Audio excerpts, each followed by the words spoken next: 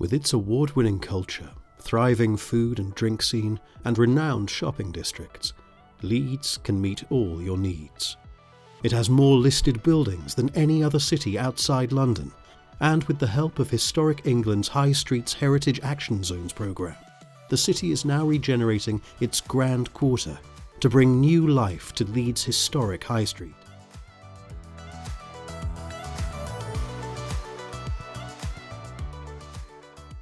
One of the main reasons that Leeds is continuing to attract big name occupiers to the city centre is the fact that it is one of the largest and most vibrant city centres in the north of England, with a dedicated catchment of over 4 million people. All of this being helped by its excellent public transport links with the trains and the buses that not only attract from the Yorkshire region but also beyond. Leeds remains a very attractive venue for new business. In recent years, we've seen a growth in a number of new sectors for Leeds, such as life sciences, healthcare, digital technologies, but also a strengthening in some of its traditional sectors, such as finance and law. Indeed, many businesses have seen what we at Shoesmiths saw when we first moved to Leeds about just over 5 years ago, which is the real value that Leeds offers businesses. You have a skilled workforce, you have strong links to universities and educational facilities and establishments, you have a ready-made access to a large and growing market, and all that adds up to a real ability to get value for your investment. One example, I think, of the financial strength of the city does come from the build-to-rent market. This is a sector that probably didn't really flourish in Leeds historically, but has now really taken hold. We've got a number of recently opened developments and schemes in the last 2 years, and many more projects under construction. And really, perhaps one factor that's driving the success of this sector is the strength of the employment market. The introduction of new employers to the city, or employers relocating to the city, has really resulted in rents being pushed up to a level where these landmark schemes are now viable.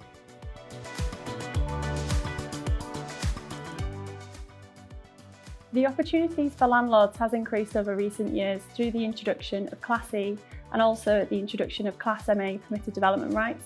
This allows a change of use of units without the need for planning permission, so you can change the use from an office to a gym, for example, and you can also utilise the Class MA permitted development rights and change the use from a Class E use to residential uses.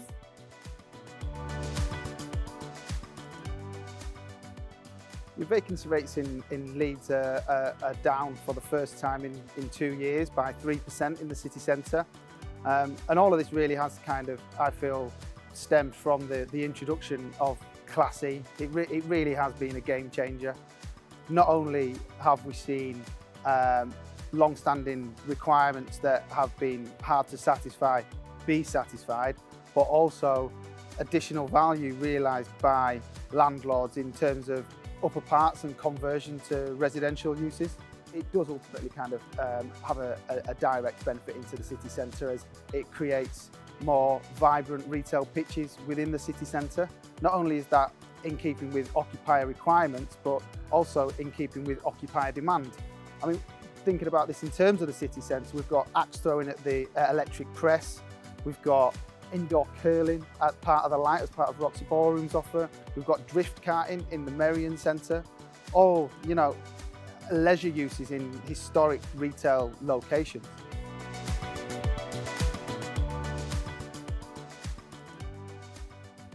We feel our role now is to create places and offices that people want to come to, not have to come to because of some edict from their senior management team. And so primarily it's creating those spaces that are really, really enjoyable to be in. On top of that, we need to make office buildings super efficient in terms of their energy use.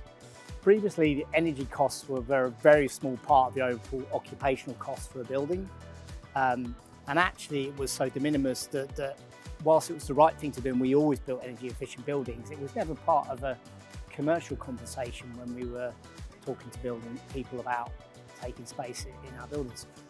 But it's now a larger part of that bill, that occupational cost, and clearly it becomes then a focal part of the conversation. So all of a sudden, people are seeing the commercial benefits of moving to a sustainable building. Actually, one of the things that make places special and is very fundamental to placemaking is heritage, because people love to connect to the past. We have a lifting tower there from when the old station, Good Station, used to come through Wellington Place, and that's one, it's one of the things that people, when they come to Wellington Place, they notice more than everything else that we've built here, despite the fact it's the smallest structure. So, for us, that connection with heritage, that ability for people to connect in this space and give them a space that's safe, it's enjoyable, that has activities that they enjoy. And that's what placemaking is about. It's not about building things, actually. That's sort of incidental. That maybe is an activator, but actually you have to work really hard on all those other elements that are really, about the human condition of connection.